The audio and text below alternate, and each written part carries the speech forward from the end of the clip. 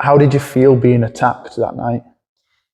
Quite honestly, it's something you read in magazines. It's never going to happen to you, as far as you're aware. You know, in the safety of your own car, just driving through Unbreakable, which is a safe little village. Yeah.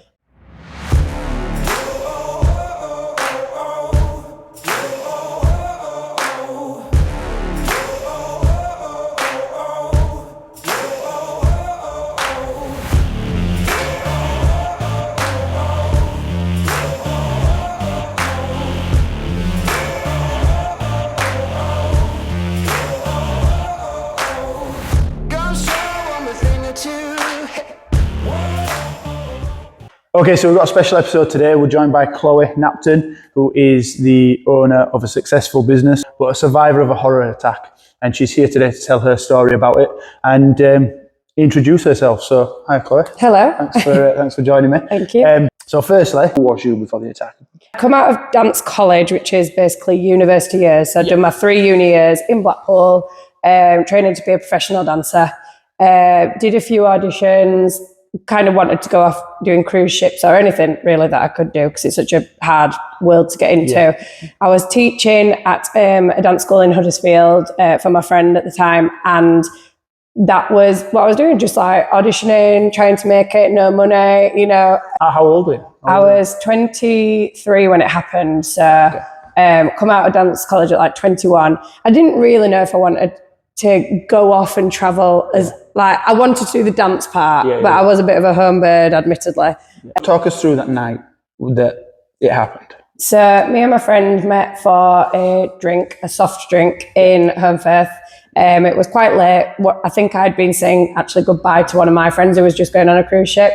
So I met her last minute. She wanted to talk about something, and we went back to her house. I was staying over, and on the way there was a bike in the road, and Sophie had to stop her car. She got out to move it. Her car was ahead of mine, and this guy comes out the bus stop. Now, I didn't see him come out the bus stop. I don't know if I stopped to turn music down. It was quite late, whatever, pulling at the side.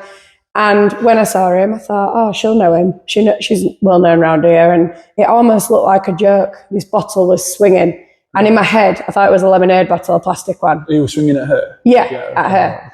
She sort of beckoned me over in my car, so I quickly went over and remember her running across the front of my bonnet and just saying, Chloe is a psycho. God. And as she got in the car and I turned this way, he was that close to my window and just put a glass tequila bottle through my car window. Did that go through the glass as well? Yeah, so that's designed to just shatter. So I was covered in what looked like glitter from the car glass, and then chunks of the tequila bottle were wedged in my arm here, 2 centimetres away from my jugular. Here, I had horrendous nerve damage for 3 years, couldn't smile. So going back to what I said, that put cruise shipping and all that on hold. Yeah. You know, who wants a dancer who can't smile, you know? And knocked a tooth out, and then deep cut here. And I was just like, what on earth? I remember glass in my eyes, fight or flight. We drove somehow, Sophie helping me with gears, me driving. I knew my mum's friend lived nearby, very nearby, and we drove on. He also went to the back of my car and punched the back window. I was just going to say, did you think something else was going to happen at that moment in time? Well, you obviously like frozen, and you're like, I can't see, you know. Sophie could see what had happened to me. I actually thought I broke my nose because of the impact of, hitting my face. You know what it's like when you bang your face like that. So, but I couldn't see. And then we had another crash, and he'd punched in the back window of my car, which was never mentioned in court, but that's a different story. So we drove, somehow just had to drive. And my mum's friend, her son, had just passed his driving test. She said she were up waiting for him to get home. As we pulled in, Zach had arrived home, and so Sally had heard me shout, Zach, go and get your mum. Blood was like rain on the pavement. You could hear it just pouring out, literally. I were in white jeans. Typical, Typical. And Sally came running out. She'd heard me before Zach had even got in the house. And they weren't mind being name dropped. They are heroes to me through this. And they know, it means a lot to me. And she won't mind me saying this either, it's hilarious. She ran out, saw my face, pulled a pyjama top off, had no top on, and wrapped my wounds round with it. She's like, look at me, lifesaver. Yeah, no, that's silly nice. buggers to do. Go, Zach, go get me a top, go get a blanket. Then her daughter came running out, and honestly, you know, they looked after me. Wow. Because the ambulance took an hour and 15 minutes to come. I'd have just gone straight to hospital, me. Yeah, well, I don't. You expect you ring the police because they're like, is he around still? Is he a threat? Is he coming back? Is he? And then you sort of assume the police would deal with it. They came pretty quick. Yeah. And I thought, surely they're going to put a fast urge on this. But no, nobody were bothered. To say I had a chunk of glass hanging here, literally wedged in. Sally rung my mum, and at the time, my sister was really misbehaved. And when mum was like, Sally's ringing me. Why was she ringing me? Because she was more of a client, but a friend as well. And she said, it's obviously to do with your sister. Right. Answered the phone. She's like, I've got Chloe here. And explained. And my mum got there. And this, honestly, is the first start to my toughness now. And I went, Mum, when you look at me, don't tell me what's happening. Don't cry. Don't get emotional. Mum's like, how can I not cry? She said something, and she's very soft. She said something just pulled me together from you needing that That's nice. strength, you know, there and then.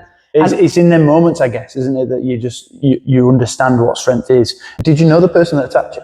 No. No, it was a 37-year-old man at the time. I was 23, drinking in the bus stop. When the police investigated everything around, there were 3 empty bottles of tequila in the receipt, and you know, they tracked back to the shop, and it was definitely him who'd bought it and drunk it and whatever. Right. I think the first time he got a job was when the court told him to. So yeah, very different from our life. I didn't know him. Sophie said she did recognise him. I'm going to say, because would he not just run away? Like, would he not try and get away? Is that what he did? He did, and he took the bike and dumped it in the river. So this beloved bike that caused him to do what he did to me, and he dumped it in the river in Hunfer. Amazing. How long was it until you went to court? Was you fully healed by this point, or was you still no scar? No. Gosh, I couldn't remember the time frame. No. Within that year, within months, if you know what I mean. I just sit in a waiting room with him. Did you? That didn't affect me. Again, this absolute ice cream that had been born through all this, just totally. But my friend was so upset. Like this close, I live. Like over there. Literally could see him. And Sophie were like, I can't bear to look at him. I'm going around this corner. And I'm sat there like, it is what it is. With the court then, what did he get? Did he get a sentence? Did he? He got a 12-month suspended sentence. So we were sat there and we got shoved and ushered in. There were and the thing is, like, for those people who've been to court, it's nothing like what you see on TV. No. It wasn't the higher court. It wasn't with all the wooden blocks and everybody behind, whatever. We were part of the audience, if you will, who were just listening. The journalists were sat 2 rows in front of us. Lots of random people in. We were the last case of the day. They couldn't be bothered. I asked somebody, excuse me, and I mean, my face were a picture. You knew that I was something to do with the case. I said, excuse me, I've been to the police station and written my victim statement and I'd like to read it. While I'm talking to her, shh, go sit down. And I'm going, no, I'm the victim. Yeah. Oh, right. She took it off me, put it on her desk, literally watched it. You could see it all in front of you. And I thought, I'm never reading that statement and that is my right. But I thought, but he's going to get sent down anyway. In my head, it's a black and white case. My dad nearly didn't get allowed in to come and sit in because there were too many people. And I was like, that's my dad. So they had to send a randomer out. It was just already a zoo and a circus before you. Yeah. You couldn't barely hear through the glass what he was saying, Andrew Shires.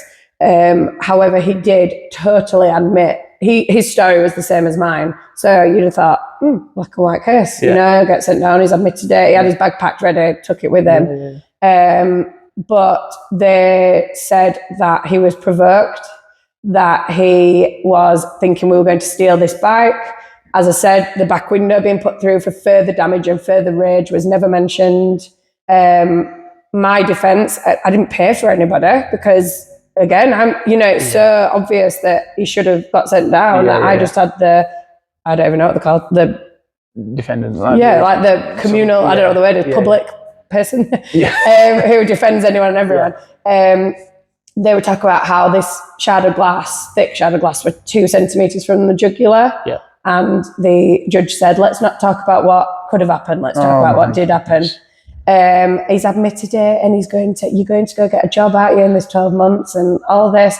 But we couldn't hear, and all journalists were going, we were like, what? And we heard it off them. He's not getting sent down. And my mum was like, what on earth? That's terrible, isn't it? And then I think from my point of view as well, and my friend wouldn't mind me saying this, you know, she was physically out the car. Not that it deserved to happen to anybody. No. It should not happen. The whole situation should not have happened to anybody.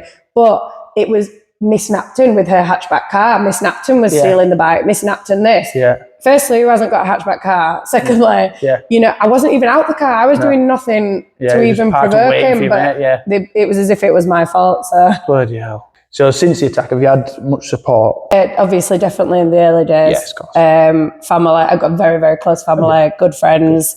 Me and Sophie, you know, we went through it together. We stuck at it together. We were side by side. Yeah. The house was like a florist, like the amount of people coming, people I've not seen for so long, just anything you need, you know, we'll be there for you. I had a friend at the time who didn't drive. He used to come every day in a taxi from work to check on me, just staying with me. Yeah. When I'd lost my tooth, I couldn't eat. It was that badly like fractured to the point that the raw nerve was so exposed. Yeah. So I was sucking things through a straw. Like I really wanted gravy. So I'm like mashing gravy through a straw. Yeah. And he bought me like weight gaining protein shakes because I'd lost so much weight, so I couldn't have anything in of substance, you know. So that was amazing in the beginning. The dance family I had back then through teaching, all the kids, the mums, you know, everybody was just at my aid. There was nothing anybody could really do, you know, but I remember the first time one of my friends said, do you want to drive your car? Because I leased a car at the time. And my dad said, do you want me to try and swap it over and see being through trauma? I said, things like that don't affect me, Dad. It's not like PTSD looking at the car, you know. So we got it all cleaned up and everything. That took a 3-day valet. Again, that someone had to pay for. My dad, bless him. I think that's mind-blowing that you didn't get anything for being attacked. No. You didn't get anything. You just got support from people that loved you and around you. I did get some compensation, but people were like, oh, it's on your face. It's going to be £50,000. And other money, God, I'd prefer a time machine. Of course. But if there's going to be anything, well, yeah, at least I was looking to buy a house at the time. And anyway, what I did get from that whole conversation was £1,300 once my car had been paid off, once the solicitors had been paid off. When you get hurt like that and you hear people get 6,000 for whiplash, you look at these, you've got a price list. Yeah. And I had about 6 severe injuries. You had to pick your top 3. That's all you could claim. And they can come under major or minor. Right. So I sent off, and this quote came back. I sent again, we'll try that. In my opinion, my face was the worst and my tooth. Yeah. But you could only claim for 2 or more teeth. So that didn't count. So that were a big cross. So we went with my neck, which at the time was horrendous. And obviously being so close to my jugular and stuff. That did qualify as major, but everything else on my face was minor, apparently. So once you've done that and you get 100% of the first injury, so you pick your top 3 and rank them of the price of your first injury, 30% of the price of your second injury, 15% of the price of your third injury. Bloody hell. And by the time I paid out, it was $1,300. I stuck it in my house deposit savings. I thought, well, what am I going to do with that? I would have liked a holiday or a shopping spree or something. Yeah. You can't, looking at you, I can't. Well, I've purposely come with that makeup on, and I don't wear it a lot anyway, but I wanted to say, like, time is a healer physically and mentally. And Is it here? Is it under here? Yeah, so here, that was the deep bit there. Yeah. That's a hurt tooth. Oh, wow. There. Okay, and I had an L shape there. Sometimes you can see in the light. Big lump in my lower lip still there. Yeah. And sometimes, more so when I'm drunk, when I smile, my smile is wonky. It's laser, you know, it takes a lot to get it going and in line and things. Yeah. And then obviously I got my jumper on, but I've got a big, thick scar on my arm and then a couple on my neck. I mean, you were so lucky there. Yeah. The help that you received is fantastic from everyone, and you should be so proud that you've got lovely people around you like that. Mm-hmm. Not many people do. What was the hardest part that you felt going through that attack? What was the most challenging part of it? I think knowing that I couldn't just go off and dance professionally. I mean, obviously I would have had to get through an audition and everything, but it was my auditioning journey was cut so short. Yeah. And although everyone was like, oh yeah, you can go off and do it whenever, you know, like I say, it took 3 years for my smile to come back. That was 26, at age 26 I would have been. You considered old at 30 on a cruise ship. So it wasn't the right time, and it just obviously wasn't meant to be. I do see things like that in life, like, you know, if it's not meant to be. Yeah. I think the other hard part was, like, obviously I was going to say, my friend said, come on, let's get you out the house and we'll drive your car and we'll go together. She said, we'll just go to Lidl, I need to get some bits. Yeah. And, you know, I'm not overly fazed by what people think of me in general. And I think my mum's like, oh, you're so hard and you say this. But I think it's a good trait to have. But obviously, physically, for everyone to stare, and we were in Home Faith, and Home Faith's such a close-knit community, everyone knew about it. Like, everybody, even people said to me recently, I knew of that attack, I just didn't know it was you at the time. Right, okay. You know, everybody heard of it. It went so viral. I mean, the messages I had from New Zealand, Australia, Canada, all over the world, people were messaging me, like on Facebook. But we went to Lidl, and I remember I'd handed my notice in at my job at the time. I just worked a really long notice period because I didn't really know what I wanted to do. And I had on the pipeline that I would set up dance classes for children with additional needs, because we had my cousin who has Down syndrome. She was new to our lives, and I wanted to, like, provide something niche really for them, and also looked after a couple of girls and took them swimming. Something within me in the car before I went into Lidl was like, you know, those children, adults with conditions such as Down syndrome, Williams syndrome, they all have a look. Yes. And they are the best people I know, the happiest people I know. And something about that just made me go into Lidl, not really care what anybody thought about me, because, you know, they have to walk around every day with a look, so to say. Yeah. And they are just so unfazed, and really it doesn't affect you, you know what I mean? Like, people these days are so affected by look and all these things, but I think when you go through something truly life-changing that you can't change, there's nothing I could have done in that moment to make myself look better. I couldn't put makeup on because my scars were too raw. I just was what I was. I was pale like cold sores because of stress and, you know, just to add insult to injury. Loads of spots from the thick creams I was putting on my scars. And I was just like, no, I need to do this today, or, you know, you just end up being cramped in and you weren't there. Did you find people staring? Did you? You know, and if I remember rightly, I think the couple came up to me and were like, I've heard and I hope you're okay and things, you know. I remember going into a bar in Home Faith not long after, and I was people whispering and showing each other on the phones, that's that girl. But I wasn't bothered. Like, I'm out and about, look at me, like, if you can take anything from it. I think that's quite empowering, that you obviously, the route you were taking and moving into working with people with additional needs, and what you went through kind of come hand in hand. You both feel the same when you go into a supermarket or if you go in a public place or a bar. Since then, has it changed you mentally? Yeah, I'd say so. Would you? I think it's helped me deal with other bad things that have happened to me in a different way as well. I really don't talk about it, but I'd say for my age, I have been through a lot of things. Like, I mean, I know a lot of people go through this, but like mum and dad breaking up. My sister was a drug addict for 10 years, younger sister, only just come out of it in 2.5 years. She's been sober, she's done amazing. That obviously takes its toll. That was happening while I was in hospital. She came to visit me, she won't mind me saying, off her head, sat there almost, not giggling as in at me, but just not there at all. So that, and I remember when I was coming out of hospital and I was vulnerable, she was going to be put like in a secure unit in Scotland, and everything was always about her. You know, addiction's like a horrendous thing, and she didn't mean for it to be, but I feel like there were times I had to deal with things on my own and stuff. With all that going on, it was like, you know, you have to just suck it up and get on with it. And then the change of career, I opened my new classes. I broke even / went under every week because I only had 3 classes for children and adults with additional needs. And then people were begging me from my mainstream background to please do mainstream classes on your own. And I thought in my contract with my previous employer, I couldn't. And I thought, well, we'll just give it a go and we'll see, and we'll keep it little, just hiring community centres. And then obviously that blew up. So that took my mental state again, just like, oh, actually, I'm doing okay. I'm like, people admired the strength I carried. And, you know, when we were talking about those with additional needs, I still couldn't move my first properly. I was teaching like this, and they didn't care. No. They don't know any different. I was going to say, well, you're still teaching with visible scars. Yeah, the papers were so interested in coming and reporting on it, and there were not really much to say. I mean, it did do a bit of promo for my new classes, but it was like they just wanted to see what I was doing. And I think, you know, within 7 months, I think I was up and running after it, which is like not a long time at all. You know, and I think.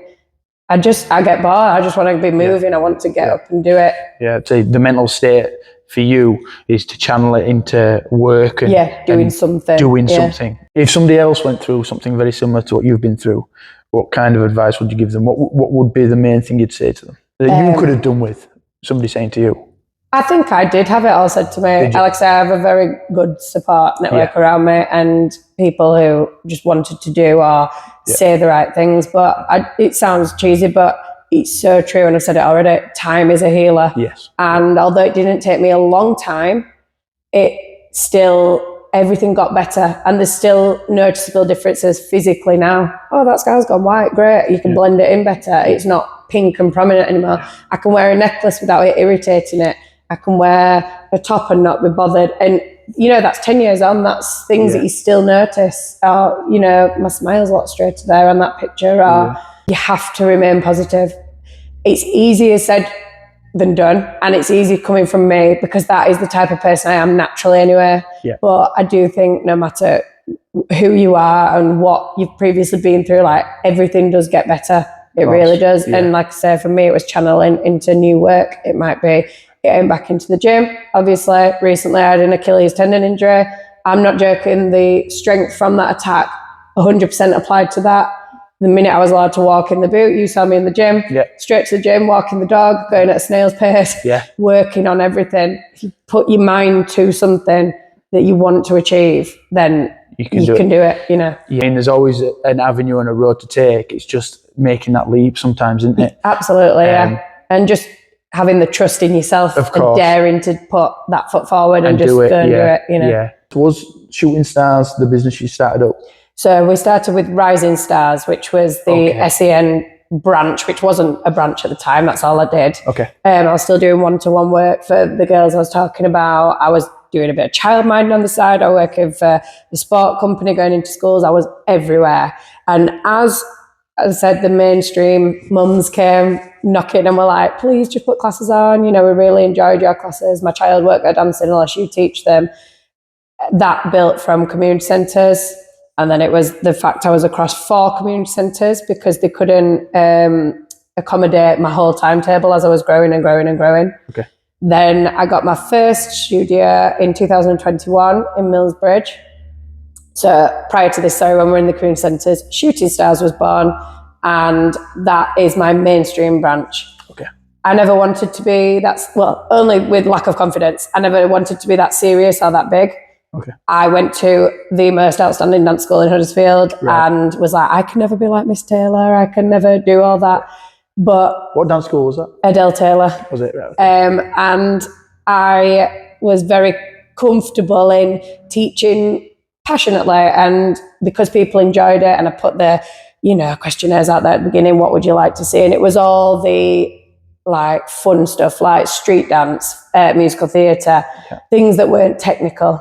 So we've built and built and built. We now offer way more like ballet, modern jazz, lyrical, things like that are more technical. We've just had our first exam sessions, which we got, some students got 91 out of 100 marks. First lot, like I don't even remember doing that till I went to Adele Taylor's. When I danced previously, I was in the 80s.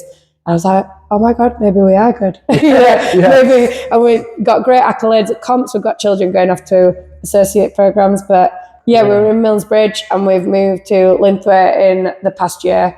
That was a big leap and a big move. But how old do they have to be to come and start? I say about age 3. Some come from 2 if they're quite confident and can just get on with it type thing. A bit more mature. And then I think my eldest at the minute is 16.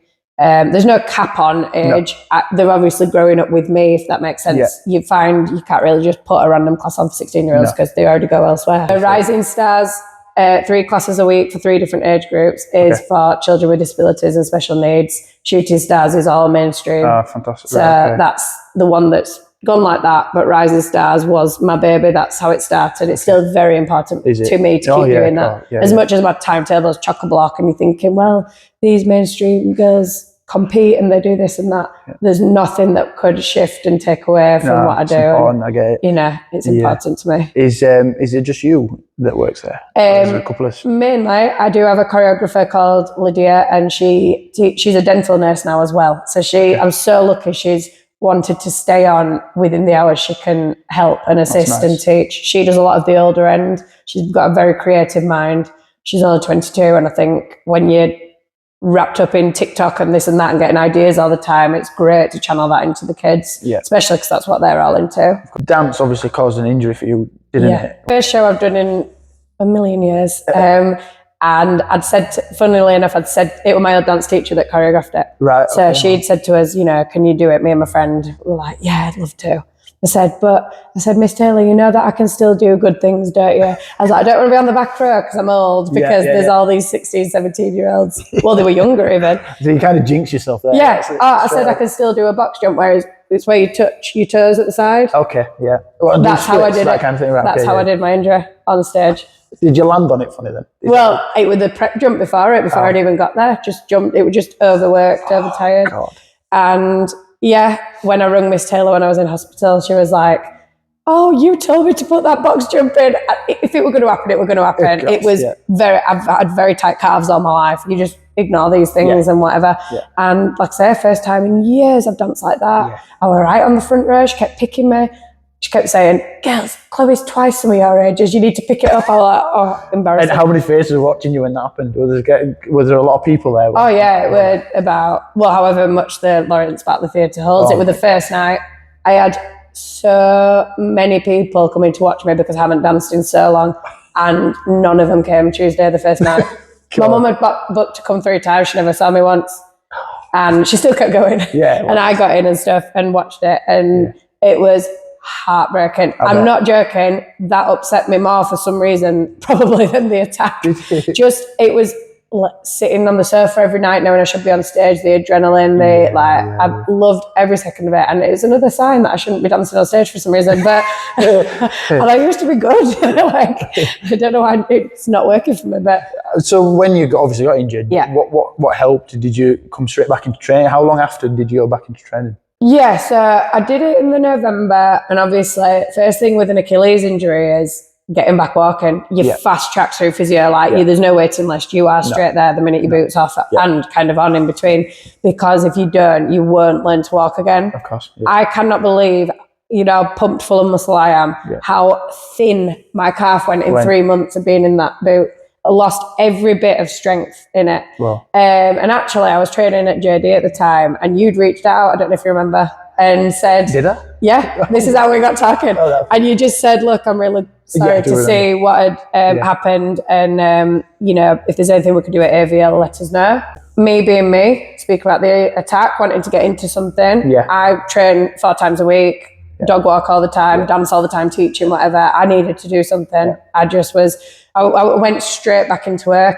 I did it the Tuesday, got cover the rest of the week, I did anyway because I was in the show, meant to be in the show. Monday I was there on a chair, crawled on my hands and knees up the stairs at my studio at the time and bum shuffled down, kids watching me, didn't care. Don't care. Just show them resilience and 100%. Just flipping get on with it. And they were like, I remember one of the lads with Down syndrome going, Miss Chloe, you look really silly going down on your bottom. And I just thought, I don't care, you've had a good dance class on you. Exactly. You hear it all the time, like Lee, by example, you've got to set that standard for them to see, what I mean? You'll go through to teach them. Yeah. You've got to give 100%. But what helped was you'd reached out, and I knew this gym were here, but when you're already at one, you don't really think of moving if you're happy and stuff. And I just thought, I couldn't drive at the time, and I was like, I need to get back training. So I just hobbled on and looked at the facilities with the end. Just got me straight into it because it is on the end of the road. It's such a happy environment here. Again, people were like, good for you, big grey boot on, looking ridiculous, hobbling. doing ski erg on one leg Yeah, and the rest of it. And it was just a great community, and I'm just glad you did, because it sounds silly, but would I have thought to have done that if you hadn't have reached out? And I don't think I knew you then. No, we didn't. So Brad's obviously a PT, Yeah. and you going to him. Yeah. Shout out to Brad. He's helped you out massively as well. So definitely. But being a facility here for you locally to come down and train. That was the thing, yeah. Yeah. So thanks, Chloe. Thanks for being open and honest about what you went through, which is horrific, and nobody should ever go through that. And where you are now, from transforming your life. You were always going to do it. I mean, you said when we were talking previously, you've always been strong. But having those people around you to lift you up is important, but not everyone has that.